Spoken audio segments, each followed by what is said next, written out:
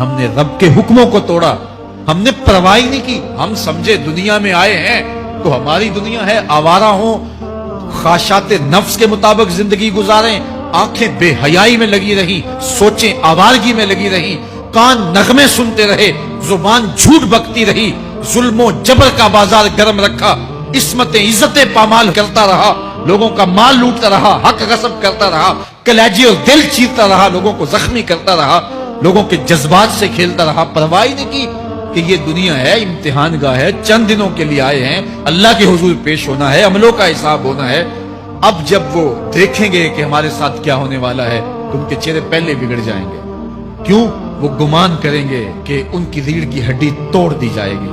ایسے عذاب آئیں گے جس طرح کسی کی ریڑھ کی ہڈی ٹوٹ جائے تو اس کا چہرہ شگفتہ گلاب تو نہیں ہوتا, اس کا چہرہ جو ہے وہ تو کس قدر مرجھایا ہوا ہوتا ہے. تو اللہ ارشاد فرماتا ہے اس طرح ان کے چہرے ہوں گے. ابھی عذاب آیا نہیں ہے لیکن چہرے پہلے اترے ہوئے ہوں گے, اور جب عذاب کی بھٹی میں ڈالے جائیں گے.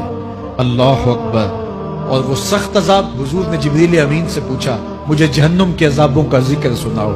عرض کی حضور سب سے ہلکے عذاب کی کہانی سناتا ہوں, اور وہ یہ کہ جہنمی کے پاؤں میں آگ کا جوتا رکھا جائے گا, باقی پورا بدن اس کا سلامت ہوگا. یہ سب سے ہلکے عذاب کی کیفیت ہے.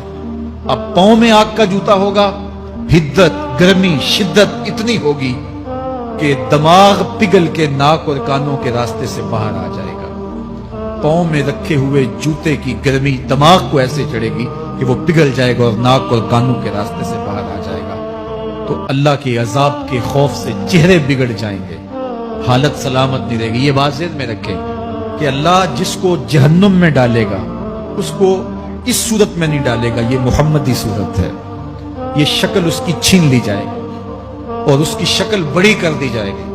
اس کا ایک ایک دانت احد پہاڑ جتنا ہوگا. احد پہاڑ کا پھیلاؤ 15 کلومیٹر پہ, 15 کلومیٹر کا ایک دانت اور 32 دانت کتنے ہوں گے تو منہ کتنا بڑا ہوگا. اس کو اتنا بڑا اس لیے کیا جائے گا تاکہ وہ عذاب کی تکلیف زیادہ سہے.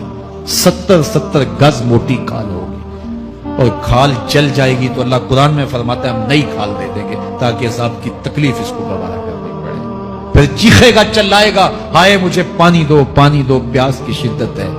70 سال تک تو اس کی کوئی آواز ہی نہیں سنے گا. 70 سال کے بعد داروغہ جہنم چیخ کر کہے گا کیا مانگتا ہے, وہ بولے گا مجھے پانی چاہیے. کہا جائے گا تو بے بھی ملتا ہے پانی. پھر داروغہ جہنم اسے پانی دے گا, کوکا کولا کی بوتل دے گا یا پیپسی تھما دے گا یا منرل واٹر کی بوتل دے گا.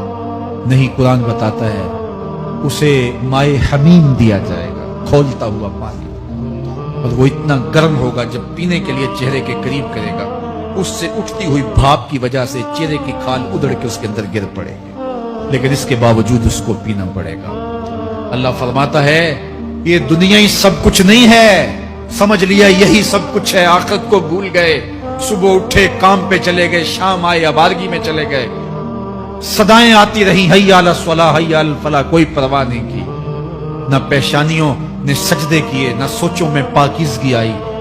زندگی یوں گزار کے چلے گئے. ایسے نہیں, کہا ایک وہ ہوں گے جن کے چہرے شگفتہ گلاب ہوں گے, ایک وہ ہوں گے جن کے چہرے بگڑے ہوئے.